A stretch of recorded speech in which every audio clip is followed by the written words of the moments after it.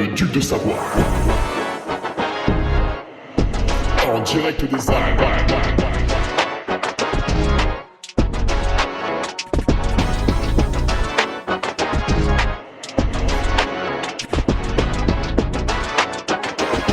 Le podcast de Hugo Ferrari. Allez, bonjour à tous, bonjour à mes soldats de la Duc Army, et puis bonjour également aux gueux. Voilà, bonjour aux gueux qui nous écoutent, puisque nous ne refusons personne, bien sûr, sur ce podcast public. Donc je salue de la main droite les gueux comme ça qui sont sur le parvis à tendre l'oreille pour ce petit podcast, le numéro 300. Le numéro 300, ça pèse un peu dans le game, avec bien sûr, ça c'est le numéro 300 des mercredis, donc ça veut dire 6 ans, puisque quand vous divisez 300 par 50, ce qui est à peu près le nombre de semaines dans une année, vous obtenez la durée en termes d'années, ça c'est beau. Et il y a eu beaucoup de petits podcasts hors série. Alors ça a commencé en 2018. Ah ouais, putain, en 2018 j'avais déjà fait la prépa à l'UTMB. Alors là, si vous voulez écouter, c'est sur SoundCloud. C'était n'importe quoi. C'était la folie quoi.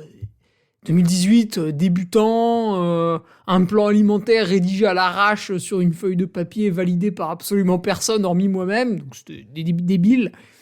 Et puis j'ai réitéré ce petit J-30 qui vous avait beaucoup plu en 2019 avec le 90 du Mont Blanc, encore avec l'UTMB, et c'est en 2021 où on a fait un vrai J-30, beau, joli, posé. Alors là j'étais à Tignes en train de faire des semaines à plus de 40 heures de sport parfois, ce qui était pas très très très raisonnable, mais ce qui fait que quand tu arrives sur la ligne de départ et que t'as un journaliste qui te dit alors comment vous le sentez du TMB, tu dis ouais ça va aller quoi. J'ai fait des semaines à 40 heures gros, tu crois que j'ai peur de quoi? 2022 on avait fait le J-30 entre la Trans-Gran Canaria et le dernier survivant. Oh, ça, c'était une boucherie, ça. 2022, on avait fait, bien sûr, le J-30 avant l'UTMB. Et 2023, on avait fait le J-30 avec Istria. Bon, là, malheureusement, c'était le 3e abandon de ma vie. Après une gastro au Trail du Ventoux 2016 et une fracture de la rotule au Grand Raid de la Réunion 2017. Et nous avions eu le dernier J-30, à l'UTMB 2023. Je bois cette délicieuse renarde. Mon ami Julien m'a amené un nouveau brassin. C'est toujours la même, bien sûr, mais quand ça sort de la cuve, là, le goût des plantes est vraiment... il te prend, tu vois. Là. Bière blonde aux fleurs de montagne. Là, putain, là, tu l'as... Là, j'ai voyagé. Là, tu vois, j'ai fait 1000 D+, une gorgée, 1000 D+. Deuxième gorgée, 1000 D-, dis donc. Alors,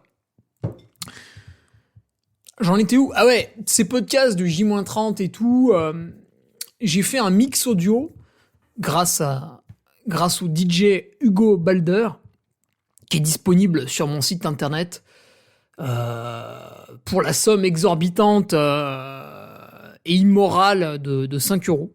Voilà, vous avez un fichier audio qui dure 14 heures. Voilà.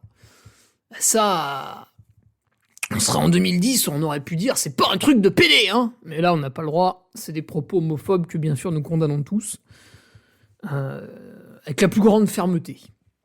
Alors, aujourd'hui pour ce podcast numéro 300, nous devions fêter ça avec un invité, je vous l'avais promis, il est pas là, et donc je ferai ça tout seul, voilà, c'est dit.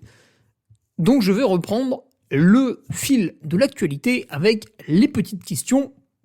Et je suis allé voir les questions qu'on m'avait posées il y a longtemps, auxquelles je n'ai pas répondu. Et il y en a une qui a fait beaucoup de sens, c'est celle de Guillaume Gras. Alors en plus, j'ai vu que Guillaume n'était pas patriote, donc je voulais vraiment le souligner afin qu'il ait honte et qu'il s'inscrive. De là à dire que je lui ai forcé la main pour consommer, il n'y a qu'un pas, que la justice condamnera bien évidemment.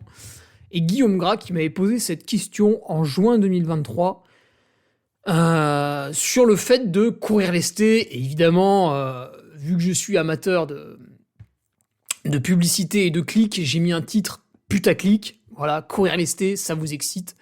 Et du coup, comme des cons, comme des moutons qui suivent un peu le troupeau, bah vous avez cliqué, quoi. Je vous ai bien niqué, en fait. Alors pour continuer cette introduction, qui est beaucoup trop courte, 5 minutes, on va quand même pas s'arrêter là, je vais remercier les nouveaux patriotes qui sont nombreux, puisque vous chérissez votre duc bien-aimé en ces temps hivernaux relativement faciles et propices à la course à pied, avec, beaucoup de nouveaux quand même. Pierre Le Breton, Rémi Joly, Alexandre Mollet, Thomas Nguyen, que j'ai récemment accepté dans le groupe Strava, je m'en excuse, je l'avais refusé sans faire exprès la dernière fois. Titour Lecamp, Vincent Godot, Jérémy Hume, Ludovic Lebrun, Olivier Afflaté. Alors, Olivier, ça me dit quelque chose. Soit il était déjà patriote, soit on s'est déjà rencontrés. Ça me dit quelque chose. Maxime Kiry, Jonathan Mathieu, Guillaume Kemener, Bertrand Cousseau, mon ami Pierre Arnaud Bourguenol. Que fait-il sur le Patreon ? Axel, Justine Arsac, nouveau patriote féminin, toujours rare donc à souligner, et les retours de Julien Bruel. Julien que j'ai pas revu depuis sa montagnarde de 2022, qu'il avait fini dans le top 10 ou dans le top 5. Il avait été très bon. Je ne sais plus. Et le retour de Paul-Élie Guignard, bien sûr, qui m'a demandé si la nouvelle chaussure Altra, la Team 5 était bien. Évidemment, c'est exceptionnel. Mais il y a un truc encore mieux qui va sortir. Un peu plus race, un peu plus... Mais la Team 5, là, avec des chemins un peu boueux, il y a un peu d'amorti, une semelle Vibram agressive. Un mesh toujours un peu renforcé, hein, chaque année de plus en plus. Voilà. Là, ça pète, hein, quand même. Alors, je remercie ces nouveaux patriotes d'être venus, mais voilà, finalement, c'est peut-être eux qui vont me remercier plutôt de la qualité du contenu que je propose. On avait la revue de presse ce lundi, et malheureusement, il n'y avait pas trop d'athlètes élites à interroger, puisque le 10 et 11 février, c'était un peu que des trails saucissons, même si on a eu la Black Canyon Ultra aux États-Unis, qui est une course assez reconnue, même si elle n'a entre guillemets que 10 ans d'existence, quand on vous parle en dizaines d'années pour la Western States, par exemple. Mais tout de même, et puis vu qu'il y avait quelques golden tickets, à ne pas confondre avec des golden showers, attention, c'est pas du tout la même chose, qu'il y avait quelques golden tickets à prendre pour la Western States, et c'est vrai qu'il y avait un joli plateau d'athlètes américains, et c'est Hayden Hooks qui l'a emporté. Alors, c'est vrai qu'il a fait une année un peu pourrie en 2023. Et donc, en lisant l'article d'Iron Far, qui est un excellent média américain d'une qualité similaire à Distance Plus, par exemple, en France, vous avez... j'ai appris qu'il y avait eu une opération du genou, et là, visiblement, ça revient fort, et ça gaze, puisqu'il avait pris en plus le record de la course. Bref, tout ça était dans la RDP, la revue de presse, quoi, du lundi. Et j'avais personne à interviewer. Alors, qu'est-ce que j'ai fait ? Je vous ai fait un audio, voilà, moi-même, votre duc, c'est dévoué. Je me suis auto-interviewé, en fait, sur le cas Stian Angermoon, puisque,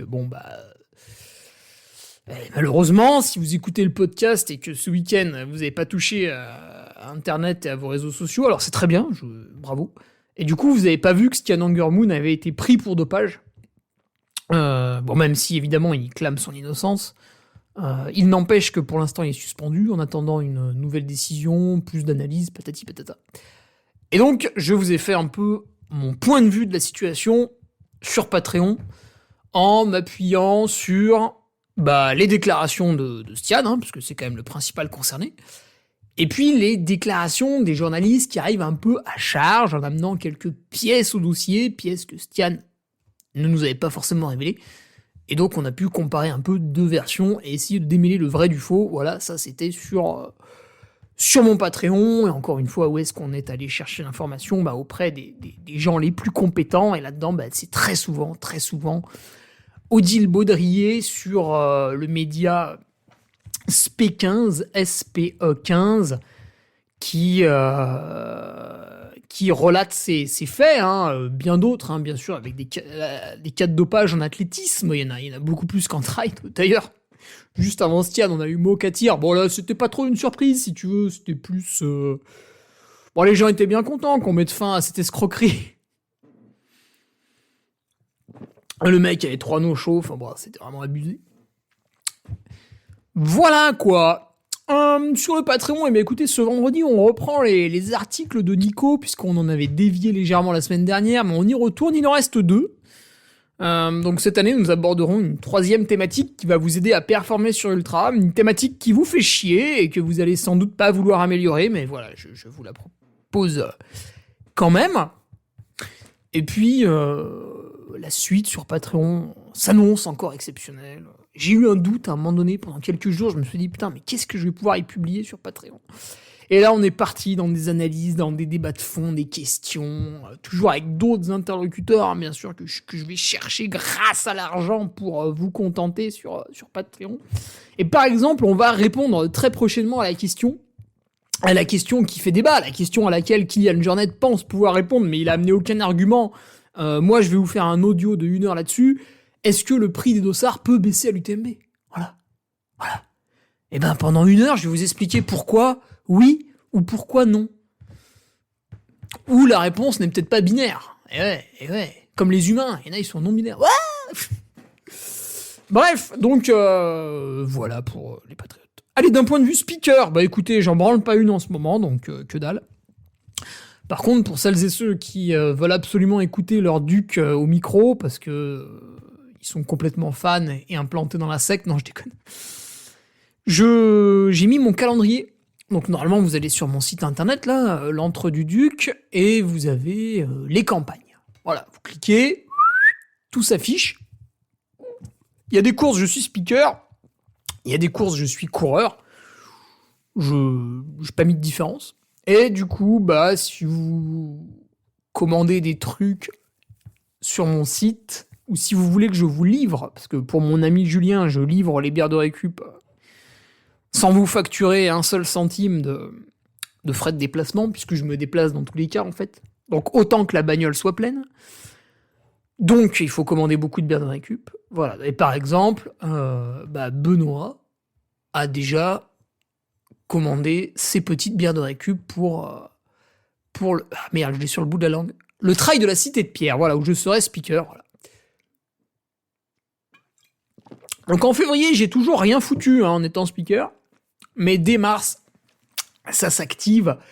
Avril aussi, et après, au mois de mai, là, c'est absolument orgasmique et ça devient complètement débile. Donc il faudra suivre. D'un point de vue athlète, eh bien écoutez, je me prépare à prendre une maxi branlée aux demi-finales de France de cross ce week-end. Et coup de bol, la branlée, je vais la prendre pas loin de la maison, je vais la prendre à Aix-les-Bains. Voilà. Donc ça réunit toute la région Auvergne-Rhône-Alpes, Aurillac, Clermont-Ferrand, Le Puy-en-Velay, Lyon, Aubenas, Valence, Die, Belay, Annecy, enfin voilà, toutes les... il y a aussi les villes de l'Allier, Vichy, etc. Tous ces départements, toutes ces villes se retrouvent à Aix-les-Bains pour les demi-finales de France de cross. Et donc c'est la région Auvergne-Rhône-Alpes là, qui va se départager. Je ne sais pas combien de personnes seront sélectionnées. Normalement, on a à peu près 250 au départ. Bon. Évidemment, votre duc n'a aucune chance, affichant un magnifique 34 minutes aux 10 km sur un parcours un petit peu roulant en plus. Voilà, ça va être compliqué. Allez, 2 autres petites news et on passe à la question du jour. Les t-shirts. Et les t-shirts, made in France, voilà, bien sûr.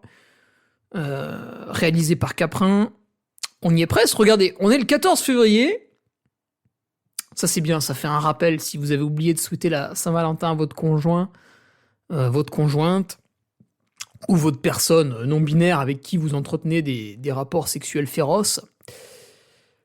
Les t-shirts arrivent le 27 février, donc regardez, moins de 2 semaines. Moins de 2 semaines pour réaliser votre petite précommande. Bon là, j'aurais pas tout vendu, donc pas de stress. Normalement, vous pourrez les commander plus tard, lorsque les très très beaux jours arrivent. Je rappelle, c'est des t-shirts qui font 70 grammes, donc vraiment raïssés à mort, quoi, pour que vous soyez tout léger. Et je sais que vous êtes tous un peu gras, un peu en surpoids. Et du coup, j'ai fait des t-shirts légers pour que vous puissiez compenser un petit peu, quoi. C'est toujours 30 grammes de gagné, même s'il y a sans doute 2-3 kilos de trop. Voilà, vous avez gagné 30 grammes, vous êtes content. Et en plus, putain, elle est vraiment bonne cette bière-là. Il vient de la brasser, c'est un délice. Et en plus, voilà, Made in France, exceptionnel. Alors, le Made in France arrive sur Patreon au niveau des chaussures. Bon, je vais pas faire mes chaussures, hein, attention, on n'en est pas là. Mais sur Patreon, d'autres interviews arrivent avec des gens qui font des chaussures en France. J'ai 3 marques différentes à interviewer. Alors, on prendra un peu des pincettes parce que tout n'est pas forcément fait ici, mais la confection finale y est. Évidemment, le caoutchouc ne pousse pas en France, donc oui, à un moment donné, il y a une matière première qui vient d'un peu plus loin, mais néanmoins, l'usine, enfin plutôt l'atelier, parce qu'on est sur des petites productions, est sur notre sol, français, à nous, que c'est le nôtre. Et donc, encore une fois, pourquoi Kylian Jornet a créé une marque de chaussures qu'il voulait écologique en nous sortant les chaussures d'une usine chinoise, alors que finalement, on se rend compte que c'est possible de le faire en Europe. Voilà. Est-ce une méconnaissance ou une gourmandise vis-à-vis des marges ? Je ne sais pas. Bon, force est de constater que les chaussures normales sont de qualité et durent dans le temps, c'est vrai. Mais néanmoins, l'argument de « je produis en Chine parce qu'il est impossible de produire ailleurs », eh bien, au fur et à mesure des mois qui passent, voire peut-être des années avant de pouvoir sortir des grosses prods, sera de moins en moins vrai. Et au niveau du textile, on y est déjà quand même. Allez, une dernière petite news avec le jeu de cartes qu'a réalisé ma compagne lors de sa convalescence, en fait. Donc, subit une opération, convalescence, béquille, repos, etc., se fait chier, a lu à peu près tous les livres possibles et imaginables, et d'un coup, paf, elle a l'idée, comme ça, un matin, créer un jeu de cartes sur le trail. Alors, il y avait déjà un jeu de plateau qui existe, c'est Trail Up. Donc un jeu de plateau, faut imaginer le risque, faut imaginer le Monopoly, tu vois, un truc bien cossu, hein, vraiment bien pensé, très joli. Voilà, eux aussi étaient passés par une campagne Ulule pour se lancer, je crois que c'était en 2022, qui avait très très bien marché. Et force est de constater que c'est un très beau jeu. Là, on est sur quelque chose de complètement différent. En fait, c'est un jeu de cartes qui est très simple, très rapide, et c'est à unique but humoristique. Et on est sur un humour gentillet, bon enfant, passe-partout, les genoux dans le gif. Un humour les genoux dans le gifesque, tu vois. Et écoutez, la campagne Ulule bat son plein, elle augmente gentiment. Très heureux d'avoir vu quelques magasins valider une commande.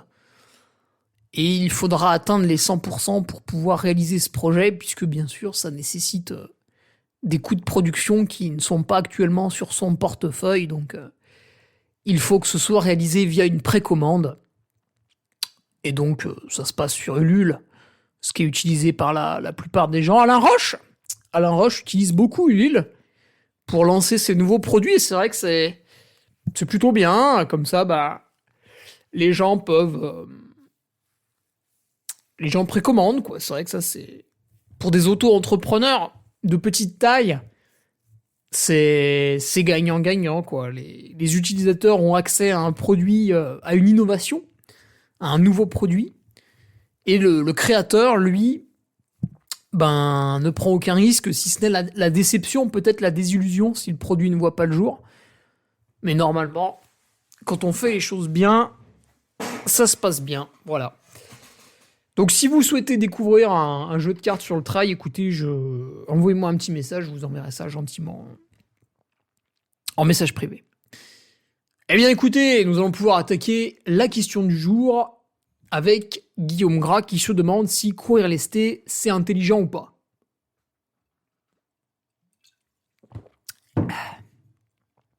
Ah, j'aime bien le bruit de la bière qui tombe sur la table. Attendez. Ah, ça s'est entendu. Putain, ce gosse. Alors Guillaume, à travers ta question, je crois comprendre que ce que tu veux, c'est que actuellement tu réalises des sorties d'entraînement et en fait il t'est impossible d'augmenter leur fréquence ou leur durée et tu cherches à les durcir quand même. Ce qui est tout à fait compréhensible et qui va sans doute parler à la plupart des gens qui nous écoutent. Ainsi qu'aux gueux. Puisqu'aujourd'hui, c'est toujours pareil, il faut être bon en tout, donc il faut avoir une famille nombreuse. Tu sais, souvent les gens te disent « Ouais, mais toi, t'as pas d'enfant, tu peux pas comprendre, nanani, nanana. » Écoute, si c'est pour te plaindre à longueur de journée, il fallait pas les faire, tes gosses, ok ? M'emmerde pas. Mais bon, voilà, aujourd'hui, tout le monde a... Il te faut des enfants, en fait. C'est une sorte de totem de réussite sociale. Bon, ce qui est vrai, hein, c'est aussi le but de l'humain, hein, c'est se reproduire quand même de base. Mais on stigmatise parfois ceux qui en ont pas, et je comprends pas trop pourquoi. Alors, quand on stigmatise les Noirs, évidemment, tout de suite, c'est pas bien, quoi. Tout de suite, on comprend que c'est du racisme et c'est mal. Quand on stigmatise quelqu'un qui a pas d'enfant, tout le monde est content de lui taper dessus. Je comprends pas trop ça, mais bon. Tiens, d'ailleurs, en parlant de nos amis de couleur, en 2019, j'avais réalisé un live sur le marathon du Mont Blanc avec mon ami Michel Lannes, qui était à l'époque athlète Salomon, alors qu'aujourd'hui il est professionnel à temps plein au sein du PGHM.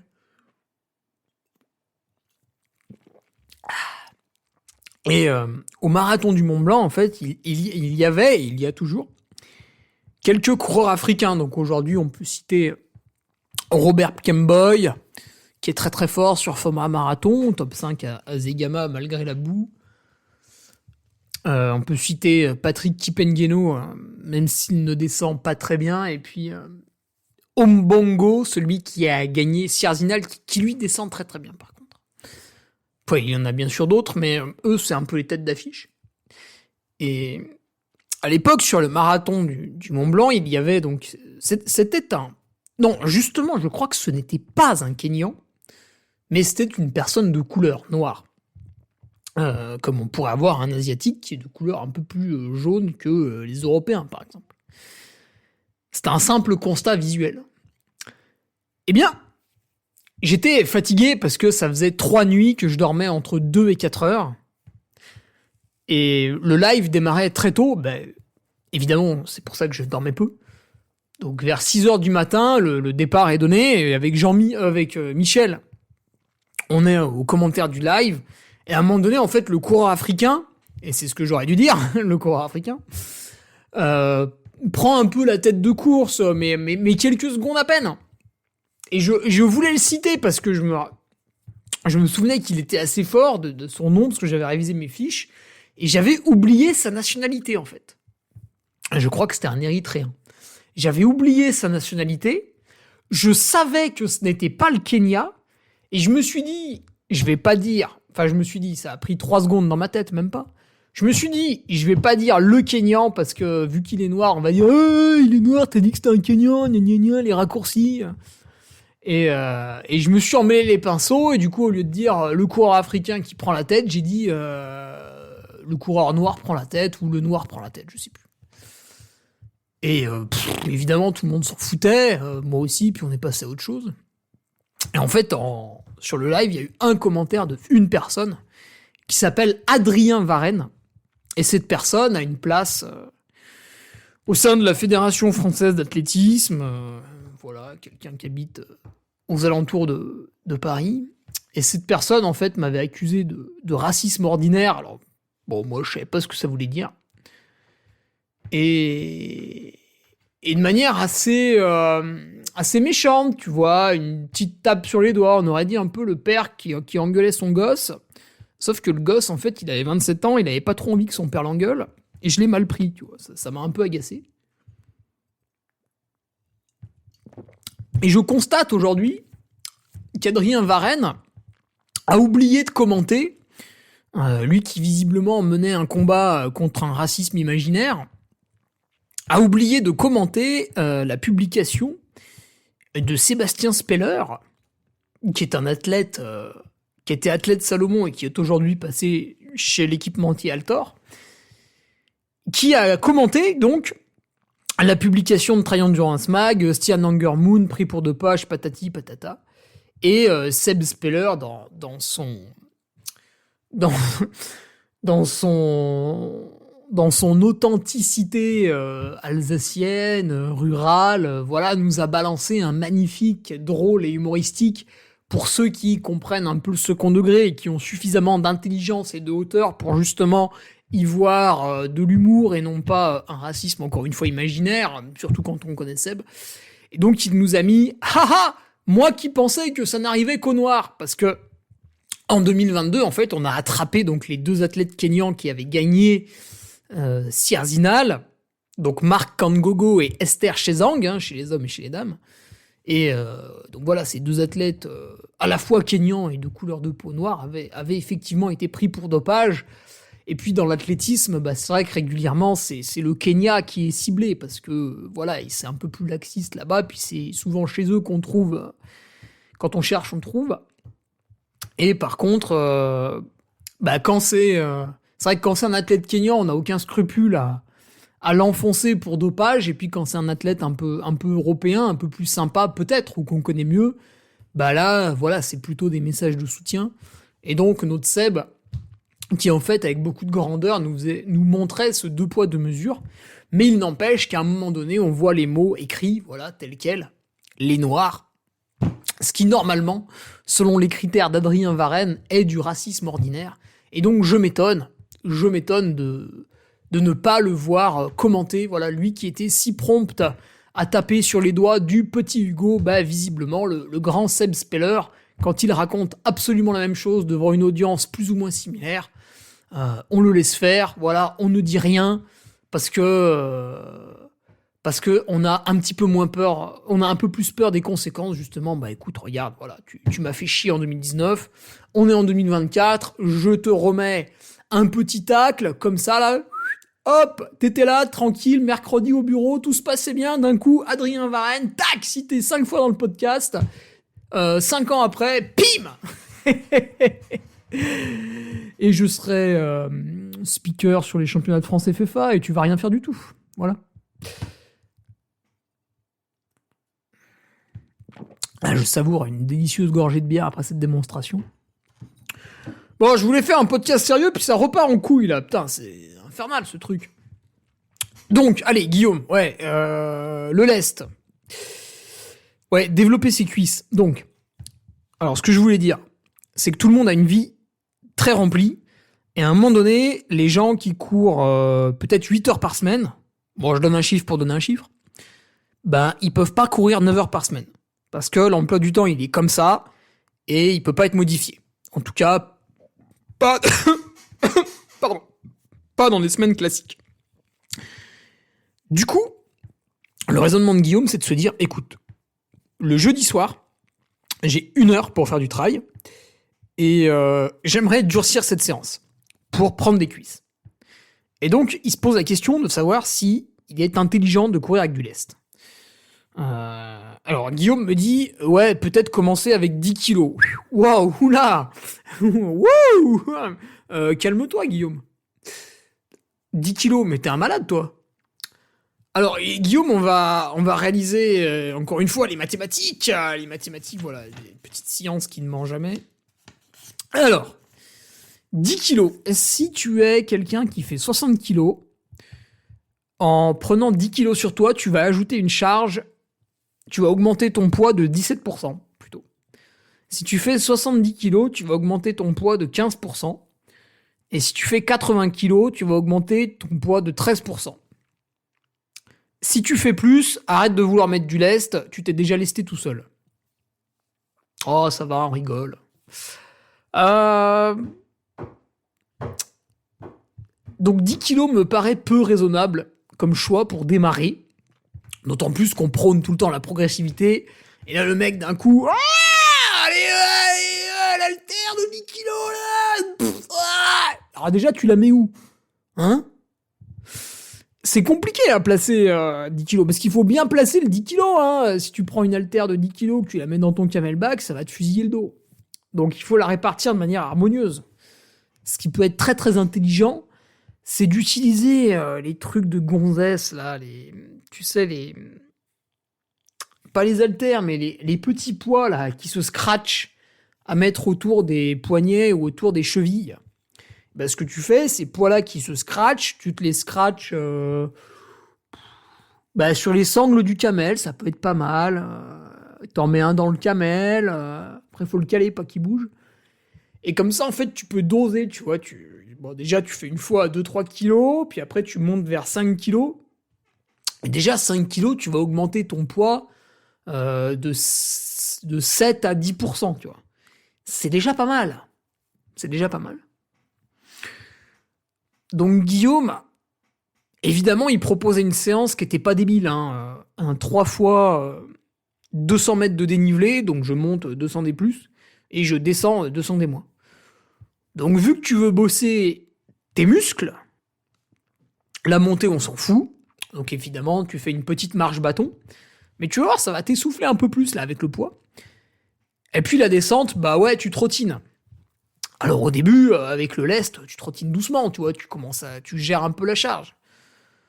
Mais ouais, tu commences pas avec 10 kilos. Déjà, si tu commences avec 5... Alors, t'en as toujours qui vont dire « Ah ouais, mais moi, j'y fais une fois avec ça !» Ouais, mais en fait, quand tu le fais une fois, ça nous intéresse pas, on s'en fout complètement. Parce que pour que ça marche, pour que ça fonctionne, ton muscle, il faut pas une fois que tu te trimbales avec du poids, il faut que tu le fasses plusieurs fois pendant plusieurs semaines. Donc ton « Ouais, mais moi, je l'ai fait une fois et ça a marché », je m'en fous. Moi, je veux les commentaires de ceux qui ont fait ça sur la durée, en fait, et qui se sont pas blessés. C'est leur manière de faire qui va être intéressante. Celui qui a fait un one-shot et qui a eu un coup de bol, on s'en fiche.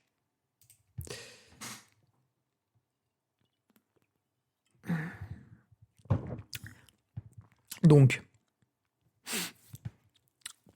pourquoi il me parle de 200 de dénivelé? Bon, je sais pas, il doit avoir cette bosse à côté de chez lui. C'est pas mal, 200 mètres de dénivelé, parce que suivant la pente, et ton rythme, bien sûr, tu vas mettre entre 10 et 15 minutes à monter. Et puis, tu vas mettre entre 5 et 8 minutes à descendre, quoi, en gros. Donc, ça nous fait des rotations grossièrement de 15 à 25 minutes. Et effectivement, tu peux quasiment en caler 3 en 1 heure. T'as pas vraiment besoin de t'échauffer, parce qu'en fait, vu que tu réalises un effort musculaire et non pas cardiaque, on s'en fout. En plus, tu vas commencer par monter en marchant avec des bâtons, donc ça va faire l'échauffement. Les 10-15 minutes de montée en marchant avec les bâtons suffisent à t'échauffer pour la descente. Donc ça se cale en 1 heure, ouais, c'est 3 fois 200 des plus. Et alors, se poser la question d'ajouter une charge additionnelle, c'est bien. Mais déjà, il faut commencer par faire cette séance. Parce que le but du jeu, là, de ce que je comprends, en fait, c'est que le mec veut progresser musculairement. Tu vas prendre du muscle. Et effectivement, c'est plutôt intelligent de le faire dans une descente, parce que y a un peu la lecture du terrain, tout ça. Alors, on va y revenir. Il ne faut pas non plus aller sur un terrain très escarpé, puisque le but, ça va être de descendre vite au bout d'un moment. Mais intégrer une séance de descente par semaine, c'est bien. Et petit à petit, on va la durcir. Alors évidemment, on aurait aimé la durcir en passant de 3 fois 200 des plus à 3 fois 300, 3 fois 400, 2 fois 700, 2 fois 1000, 3 fois 1000, j'ai déjà fait. Mais après, on se heurte à un problème peut-être géographique, hein, tout le monde n'a pas des bosses très très longues à côté de chez lui. On se heurte à un problème temporel, et du coup, si on veut rester dans la case « j'ai 1 heure de temps pour faire ma séance de descente », on est obligé de rester sur ce format 3 fois 200 des plus. Et c'est intéressant la manière de penser qu'il a eu, de se dire, 3 fois 200 des plus, moi je les maîtrise. Maintenant, pour corser le truc, vu que je peux pas augmenter le dénivelé réalisé, je vais augmenter la charge, quoi.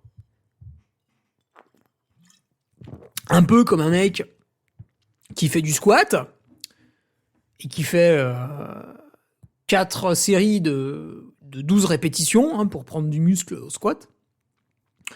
Et puis, au bout d'un moment, c'est facile. Donc, qu'est-ce qu'il fait? Il ajoute des poids. Parce qu'il va pas faire 1 heure de squat. C'est débile. Et là, c'est pareil. Le 3 fois 200 des plus, une fois qu'il est maîtrisé, enfin, 200 des moins, on commence à ajouter progressivement des poids. Mais, en fait, et donc, ajouter progressivement des poids, au début, je prends 2 kilos, la semaine d'après, je prends 4, la semaine d'après, je prends 6, je reste une semaine ou deux à 6 kilos, et éventuellement, si tout se passe bien, si vraiment je trouve que c'est facile, agréable, que j'ai aucune douleur bizarre dans les genoux ou les hanches, pourquoi pas passer à un peu plus. Mais après, ça me semble un peu dangereux.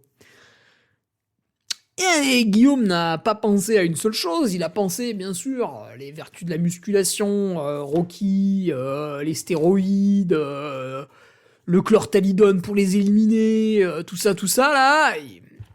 Il a absolument envie de courir lesté. En plus, c'est sexy, tu vois, on parle de ça. Chaque année, t'as un athlète qui te fait croire que c'est une révolution, alors qu'en fait, courir avec un sac lesté, à l'armée, on fait ça depuis des années 1900, je sais pas quoi. Donc les mecs qui te disent « Ouais, j'ai découvert une méthode de s'entraîner exceptionnelle », donc eux, on leur met 2 baffes et on arrête de les écouter. Il y a d'autres moyens, en fait, d'augmenter la difficulté de la séance. Il n'y a pas que je prends une charge sur moi. Alors, autre moyen d'augmenter la difficulté de la séance, vous avez le stacking de la chaussure. Ah, mais qu'est-ce que c'est? Quand vous achetez une chaussure de trail, elle a une certaine épaisseur de semelle. Le drop, je m'en fous, ça m'intéresse pas. Par exemple, donc moi je suis sponsorisé, rémunéré grassement par la marque Altra. Au moment où je vous parle, j'ai d'ailleurs les pieds dans un seau de pièces d'or fourni par la marque Altra, gracieusement. Et donc, chez cette marque de chaussures, mais dans d'autres marques, beaucoup d'autres marques, c'est exactement le même principe, vous avez une gamme relativement étendue pour essayer de plaire un peu à tout le monde. Parce que le but d'une marque, c'est de vendre. C'est pour ça que quand Kylian crée une marque en nous promettant l'écologie, je sais pas quoi, je sais pas si s'il a compris le principe de vendre des objets. Mais bon. Le modèle supérieur est le modèle le plus fin chez Altra, avec une épaisseur de semelle de 21 mm. Le modèle Olympus est le modèle le plus haut, avec la semelle la plus épaisse, chez Altra, avec une épaisseur de semelle de 33 mm. Donc, une augmentation de 30%. Attendez. Égal 21 fois 1, 3. Alors, plus que ça, 40%. Une augmentation de 40%. Donc, vous pouvez commencer vos exercices en descente avec le modèle Olympus, qui est un modèle maximaliste, entre guillemets, parce qu'il y a une grosse semelle. Et plus vous êtes à l'aise dans cet exercice de descente, plus vous augmentez la contrainte en prenant une petite chaussure, et donc en finissant avec la supérieure, qui a une semelle très fine. Ainsi, votre pied va taper un peu plus fort au sol, il y aura moins d'amorti. Et donc, vous allez prendre plus de choc dans vos muscles. C'est exactement comme mettre des poids sur son dos. Quand vous allez atterrir sur le sol, ça va faire un peu plus mal, quoi. Il y aura une onde de choc un peu plus forte dans vos muscles, vos os, vos tendons. Et avec une petite semelle sur la chaussure, pareil, vous allez avoir une onde de choc un peu plus forte. Et d'ailleurs, si vous voulez acheter des chaussures de la marque Altra, j'ai bien évidemment un petit code promo de 15%. Il suffit de le demander poliment. Bonjour mon duc, patati patata, lettre de doléance, cachet, signature, et je donne. Vous avez aussi une autre option, c'est au niveau du terrain. Et ça, souvent, on n'y pense pas parce qu'on est un peu con. Mais heureusement, votre duc est là pour vous éclairer. Gloire à lui. Et prospérité sur sa famille. Le terrain. Alors, je m'explique. Vous faites vos descentes dans une pente près de chez vous, un petit single forestier. C'est très bien. Et puis en fait, ce petit single forestier, il part du haut d'une colline et puis il descend en bas, quoi. Et pour aller en haut de cette colline, il y a un bled paumé et du coup, il y a une route aussi. Donc, une fois que vous maîtrisez la descente sur un sentier forestier avec une terre meuble, voilà, quelque chose où il est agréable de courir, vous passez à un sol un peu plus dur. Ça peut être une piste forestière et le pire du pire, un sol très dur qui va provoquer de grosses ondes de choc, c'est de descendre sur la route. Et là, vous pouvez combiner deux trucs, descendre sur la route avec des chaussures qui ont une petite semelle et vous faites un triplé en prenant du poids dans le dos. Donc là, déjà, vous avez 3 axes de progression sur votre même séance d'1 heure.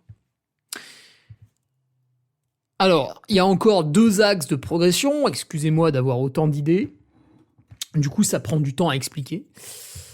4e axe de progression, ça va être la pente. Puisque si vous avez l'habitude de descendre une pente à 10%, quand vous allez passer à 20, 30 et 40, en fait, quand vous allez courir, votre pied va tomber de plus en plus haut. Par exemple, sur une pente de 10%, vous avez une certaine foulée, et du coup, le pied tombe peut-être de 10 cm. Quand vous êtes sur une pente à 30%, avec la même foulée, le pied tombe de 30 cm. Et du coup, le pied tombe de plus haut, donc l'onde de choc qui se propage dans vos muscles, vos os et vos tendons est plus forte. Donc vous pouvez varier la pente. Et puis 5e, donc là c'est le dernier truc, donc si tu as commencé à varier la charge, enfin la masse embarquée, si tu as varié l'épaisseur de la semelle de la chaussure, si tu as varié les terrains dur ou mou, si tu as varié les pentes de pas fort à fort, et que tu es un peu en mode boss du game, j'ai fait augmenter mes 4 facteurs, et bien le 5e, pour continuer de se finir, qui va rajouter très peu de temps dans ta séance. Alors je suis d'accord avec toi, ça va rajouter un peu de temps, mais vraiment très très peu. Quand tu arrives en bas de ta descente, tu fais un exercice de pliométrie. Alors ça peut être des squats sautés, ça peut être des fentes sautées, ça peut être des sauts de grenouille, voilà. Je pense que tous se valent. Il faut choisir celui que tu arrives à exécuter de la manière la plus jolie, parce que moi, par exemple, je fais très très mal les sauts de grenouille, donc peut-être que c'est pas intéressant de bourriner dessus. Par contre, j'ai une très belle technique sur les fentes sautées, donc voilà, c'est peut-être plus intéressant pour moi de faire les fentes sautées. Voilà mon petit Guillaume, sous couvert du poids, de la masse à embarquer pour réaliser ton entraînement de plus en plus dur. Eh bien, je te donne 4 autres conseils, parce que je suis comme ça, je suis bon, pour pouvoir durcir un peu ton entraînement, tout en gardant le même temps. Et j'attire votre attention. Souvent, en message, il y a des gens, alors ils sont gentils, bien sûr, mais ils me demandent combien je fais d'heures d'entraînement par semaine. Et là, quand vous posez cette question, c'est que déjà, vous comprenez pas vraiment comment se développer en sport. Parce qu'une heure d'entraînement n'est pas égale à une autre heure d'entraînement. Et une heure d'entraînement de course à pied n'est pas égale à une heure d'entraînement de course à pied. Peut-être j'ai fait un footing, peut-être j'ai fait une séance VMA. Peut-être j'ai fait une sortie de trail avec du dénivelé. Voilà. Eh bien, à chaque fois, la charge n'est pas la même, pour pourtant une durée de temps similaire. Pareil, vous venez de comprendre, à travers cet exemple, que le dénivelé n'est pas non plus égal. Une séance de 600 mètres de dénivelé n'est pas égale à une séance de 600 mètres de dénivelé. Peut-être que j'ai fait du seuil en côte, peut-être que j'ai fait de la descente avec du lest, peut-être que je n'ai rien fait, simplement une rando-course à la cool. Du coup, la manière de faire le dénivelé a changé, et la charge de l'entraînement n'est pas la même. Pourtant, il y a bien le même nombre de mètres de dénivelé parcourus. Voilà. Bah écoutez, je vais finir ma bière, dans un premier temps.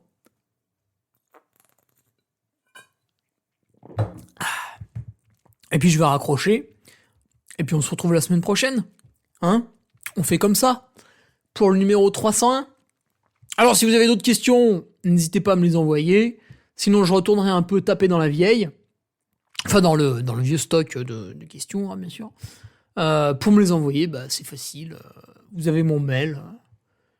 hugoferrari20@gmail.com. Voilà. Easy quoi. Allez, à vendredi pour mes chers patriotes. Article numéro 3 de mon Nicolas Martin sur l'entraînement pour l'ultra trail. Et sinon, à mercredi pour l'ensemble des gueux et des gueuses présentes aujourd'hui avec nous. Salut. Tu viens d'écouter le podcast du Duc de Savoie. Si tu souhaites approfondir avec de pertinents articles d'éminents spécialistes, rejoins le Patreon. Tu feras ainsi partie, en tant que fidèle patriote, de la très prestigieuse Duke Army. Si l'humour est ton leitmotiv et que tu n'as peur de rien, viens sur l'Instagram. Si tu veux espionner le Duc, car tu es vil et sournois, son Strava est également à ta disposition. Enfin, si tu es vieux, presque sénile et ou débute dans les réseaux sociaux, contente-toi de suivre sa divine page Facebook, les liens sont dans la description. Que Dieu te garde et à la semaine prochaine.